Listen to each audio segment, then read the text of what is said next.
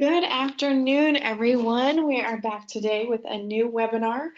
We are heading into a peak season unlike any other. A peak during a pandemic is sure to bring an interesting set of challenges to you and your team. So today we brought in our expert, Luanne Allen, with over 25 years in final mile. She's worked with shippers, 3PLs, freight forwarders, helping them expand and grow their networks, and knows a lot about this topic. I hope you enjoy. Luanne, I'm going to hand it over to you. Thanks, Emily, and thanks everyone for joining us today. As Emily said, we're in a situation like no other. I think we've all gotten a little tired of hearing the word unprecedented, but there's not much of a better way to describe what we're in 2020. This time of year in August and early September is usually the point in time where a retailer or a 3PL is kind of catching your breath a little bit, getting ready for what you know will be a busy season when it comes to peak. But as we've already seen, this year's not like the others. We've seen changes in how deliveries need to be made. We've seen extreme changes in consumer behavior. And as a result, we need to be prepared that peak is going to be different as well. So let's talk a little bit about what that means. First, let's think about a traditional peak season. And our statistics here on the slides are going to talk a little bit about what we've seen in years past, but we pretty much have seen played out in multiple years that about 50% of the revenue for retailers is generated between Halloween and Christmas. Over the last 5 years, we've seen substantial growth in online shopping, and consumer behavior and expectations toward online shopping has changed pretty drastically. And for a normal situation, you're going to see 25 to 31 days of shopping and delivery time between the Thanksgiving, Good Friday start of the season and Christmas Day. So what does that look like for this year? Well, when we start to think about the peak season in 2020, Radial has published a series of statistics that they've gathered after surveying over 1,000 customers in the month of June this year. And these statistics are a little daunting. A 66% increase in online shopping has occurred because of store closures and consumer fears. We've seen consumers no longer willing to walk into a store to look at and put their hands on product that maybe somebody else has touched.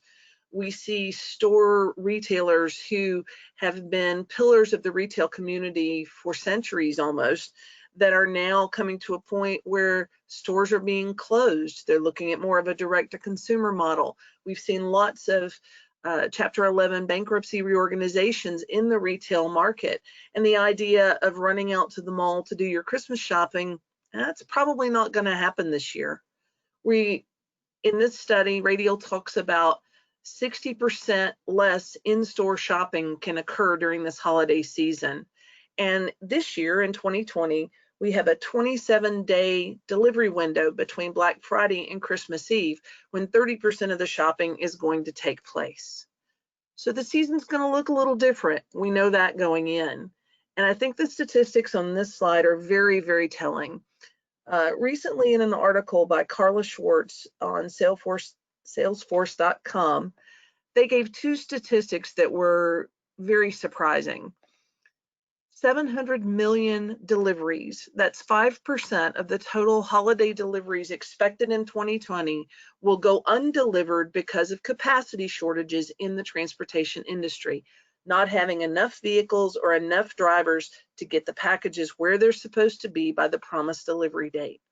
5% of holiday deliveries, 700 million packages. That's a huge number of issues that are going to have to be dealt with. And then we look at what's already occurred in terms of large national carriers such as UPS and FedEx that are adding peak and pandemic related delivery surcharges of over $4.5 billion have already been assessed. Those two numbers are kind of staggering when you think about it, but as a retailer, you need to be thinking about and preparing for these types of situations. Undelivered packages, not happy customers, extra surcharges added to your delivery costs, not happy operations and bottom line numbers there. So those are things that we need to be very cognizant of as we're preparing for this peak season.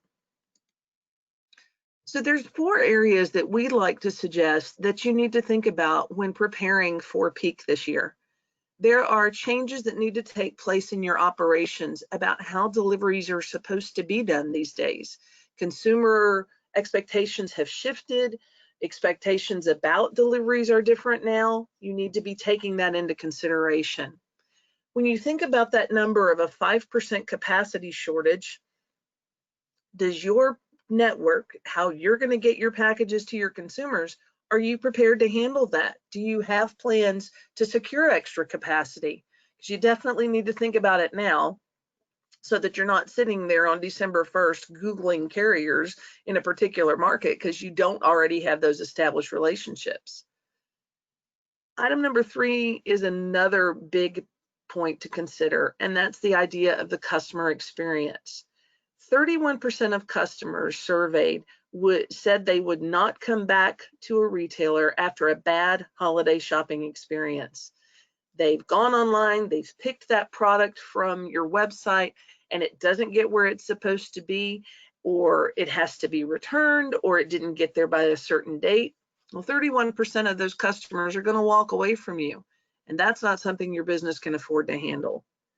Then we look at the idea of maintaining those margins. If we're making sure that the delivery is happening when it needs to in order to keep your customers happy, is it going to kill your bottom line to pay the prices that are going to be out there in the marketplace? So that's another key thing that you need to be thinking about. So operations for deliveries, the whole concept of making a final mile direct-to-consumer delivery is different now. Because of the pandemic, some technology components are becoming even more important because a consumer doesn't want to touch the package. They don't want to have a face-to-face interaction with a delivery driver. They don't want to have to sign a manifest or sign a driver's handheld device to show that they've received the product. Maybe the only way you're going to know that a consumer has the product is the picture that the driver takes showing that he left it on your consumer's front porch. They're not going to be willing to deal with a delivery receipt. So how do you go about preparing your carriers for that? Well, if it is an inside delivery, let's say they're delivering a piece of furniture or an appliance, the carrier is still going to be expected to bring that item into the consumer's home. So what does that carrier and driver need to be prepared for? Well, probably going to want to make sure they're masked, may want to have them wearing gloves, may want them to leave the product in a different place maybe than it was originally expected. Or if you're doing appliance deliveries and you've got a new refrigerator to install, they're still going to expect that. What needs to change for the carrier in order to make sure that customer is still happy? Then we start thinking about the idea of finding the right kind of seasonal staff. And while technology is going to do a lot to keep that from just throwing people at the problem, I think you also need to consider that maybe some additional seasonal staff should be brought on to help with the number of package information requests that may not come through your website for the customers that do pick up the phone and call your 800 number to find out what's going on. But there's also another key thing to keep in mind here.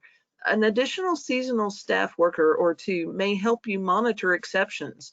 Maybe your line haul truck going out got delayed for 6 hours a particular day due to weather or some other situation.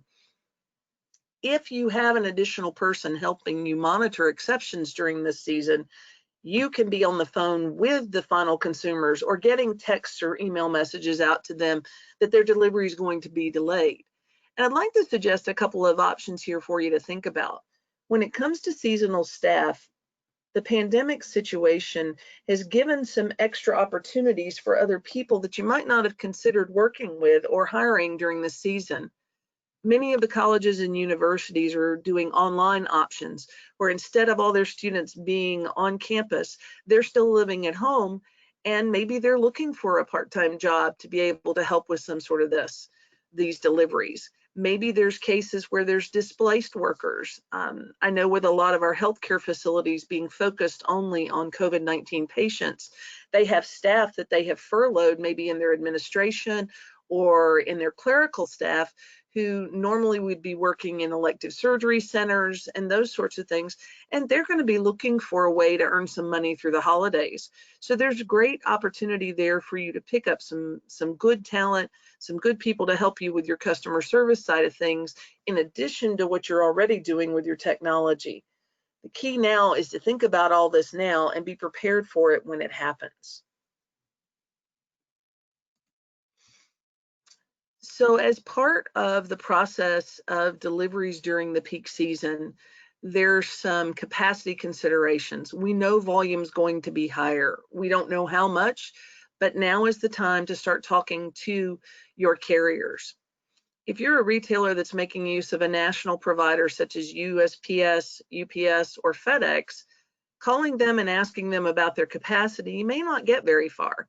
If you are a high volume retailer providing lots of packages to those carriers, they may be willing to talk to you.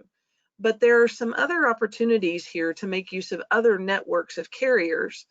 We've seen over the years working with E-Track that there are lots of great carriers across the country, some with regional footprints, some with local footprints, and some of these carriers will do an amazing job and give a great customer experience for your deliveries. If you need additional capacity and you're working with these carriers, I'd say now's the time to pick up the phone and call them and ask what their plans are for peak season. For many of them, they already have resources in mind or in place to secure additional trucks, to secure additional staff, and they'll be happy to share those with you. And if you're in a situation where a carrier is very upfront and says, look, this is what we can manage, but if you double your volume, I can't handle that, then now is the time to see where those gaps are and see that they're filled before we get into peak season. As I said, the last thing you want to do is be sitting there in December Googling a particular city and looking for final mile carriers online without any type of introduction, any type of vetting. You don't want to be in that position. Now's the time to start looking for additional capacity. So having a secondary partner or even a tertiary partner in a market can help you be prepared and help handle those situations and get that high volume of deliveries out and into the customer's hands at the right time. But keep in mind something, all these consumer expectations are different these days. They want to know where their product is at all times. So that's important that these new carriers have the technical ability to get the information to you. There's no time when a customer goes to your website to see where their product is for someone in your customer service staff to pick up the phone and call and find out where it is. The key is have the technology and operational processes in place now that allow those carriers to meet your and your customers' needs. The customer experience, it's all important for retail. And in years past, it's been all about what does your customer feel when they walk into your store. But we know those storefronts, those big mall stores are becoming a thing of the past in a lot of cases. How do you ensure that the customer still gets that super customer experience from you from placing an order online? They want to know that when they go to your website and they look at a product that they're thinking of purchasing, they want to know that you have it in stock. They want to know that what's showing on the screen is accurate and that when they finish that order and place it, they're not going to get the email of, oops, sorry, this product will be available on January 17th. Doesn't work. Customers don't like it and they'll go somewhere else if that happens. But you've got to provide that same real-time information on delivery progress and arrivals, and it's got to be accessible virtually and through your customer service staff. Most of us these days, when we place an order for a product and we're trying to track it, we don't really want to talk to somebody. I just want to be able to go to my phone, my laptop, my tablet, and see where that product is and know that it's going to get there when I expect it to. The timeliness of those deliveries. You better give your customers options, and most retail websites are going to give the customer an option of how quickly do you want it, and here are the costs involved with each of those. All of these situations need to be visible on the website, and there needs to be a confidence for you that you're going to be able to deliver what you're promising to the customer. So your carriers have got to be on board with you about that. If you offer a 2-day, a 5-day, or a 7-day delivery and the costs that go along with those, you need to be sure that you have confidence in your carriers that they're going to be able to get the product where it needs to go. 29% of consumers that go to a website and place an order expect a specific promised delivery date when purchasing online. And honestly, I would have thought that number would have been a little higher. But you need to keep in mind that if you're promising it on your website, you better be able to have the carriers that can deliver it, because late deliveries increase the likelihood of returns. Returns are an unhappy customer, and returns increase your cost. So you want to be sure you do whatever you can to avoid that from happening. When you're thinking about maintaining your margins through the season, your transportation costs are going to be a key part of that. It is a great idea to look at a network of regional and local carriers that can usually provide reduced delivery costs over the national carriers. They're also going to be more willing to work with you to work through what you're trying to provide to your customer, as opposed to the big guys. You want to be aware that they're going to provide you very visible costs, and they're going to keep you informed on where there are situations that there are things not working. Here's what I mean by that. Maybe you have a line haul truck that's going to a regional carrier and it's supposed to arrive by noon every day, but you've got first deliveries on that route that are due at 12:30. Well, if the truck's not getting to the carrier till noon, it's going to be very difficult to sort and segment the stops for that route to get that first stop done at 12:30 every day. So a regional carrier, a local carrier is going to come back to you and say, hey, that 12 o'clock arrival time on that line haul's not working. Let's bump it back to 11, or let's drop that first delivery of the day past 12:30 to a little later in the afternoon. They're going to be willing to work with you because they want you to succeed and they want to provide great service to you.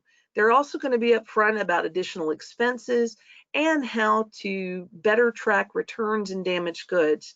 Not to mention, they're more likely to have flexible capacity when you need it to ensure that the deliveries are getting there and making changes and adjustments when needed, and keeping you informed of when those situations happen. So when it comes to preparing for peak season this year, now's the time. It's time to think about all of these items and begin to get your plan in shape, ready for the year, because like it or not, peak's coming and we'll be in that season before you know it. Right. Thank you so much, Luanne. You provided a wonderful amount of information. We are opening the floor up for questions. It looks like we've already had a few come through. Let's see. The first one is after peak season. What does capacity look like, or do we need to prepare for, I guess that's return season, when everybody takes back those Christmas gifts they didn't want, right? So what does it look like after return season this year? I think returns will be fine this year. I think the concept that the peak season for transportation providers ends on December 25th is kind of a misnomer. I think what you're going to see is on into the middle of January, maybe even the end of the month of January, you're still going to have a higher than normal volume of packages, but probably there will be a good many returns coming back. If we're short in capacity getting the deliveries out, I think we'll be fine coming back in January on the returns. But of course, we're going to do our best to make sure that you don't have delivery failures that cause those returns as it moves into the January timeframe. Perfect. Now, the experts say that the economy is on trending downward. So, are you expecting the peak season to be as heavy, considering where the economy is at right now? I still think peak is going to be a higher volume, and I also think because of the extended time frame of the pandemic and people still being very careful, a number of a good percentage of the population has gone back to work in some form or another, but it's a little bit different. You may still be going to work every day in an office or on at a facility, manufacturing, whatever the case may be, but you're probably still limiting the amount of time you're out and about. So I don't think we're going to see a huge decline in peak season volume compared to what happened last year. I still think it's going to grow and probably be larger than it was last season. So I think it's still a good idea to be prepared. Many of the consumer studies that we looked at in preparation for this webinar still expect peak to grow past last year. And most people are still planning to spend about the same amount of money on the holidays as they did last year. I don't think we're going to see a drop, and we certainly have to prepare for it to be that way. Let's see. Oh, I believe you touched on this briefly. How many carriers do you recommend having in every market? I think it's a smart idea not to put all your eggs in one basket. You're going to find a lot of really talented regional and local carriers who are available in markets, and they'll provide a wide variety of services. I would say in the larger markets, the larger metro areas, you want at least two that you are familiar with, that you're comfortable with, that maybe you've contracted rates with. But in a high volume season like this, you may even want to consider having a third carrier, a tertiary carrier available where you've met them, where you've talked to them, you have an idea of what their focus is, and that they're ready to come on if you need them. And I think the carriers will be receptive to helping you with additional business should it be needed. Well, Luanne, thank you so much for your time today. I know everybody learned a lot, including myself. And if at very minimum, you've learned that you need to start shopping now before all these carriers get maxed out and your gifts get delayed, right? That's So, right. and thank you for your time today. If we'll still be answering questions over on our website, you can fill out a contact form or a demo form, and we will get back to you with answers as soon as possible. All right, thank you so much, and have a happy holidays, everybody.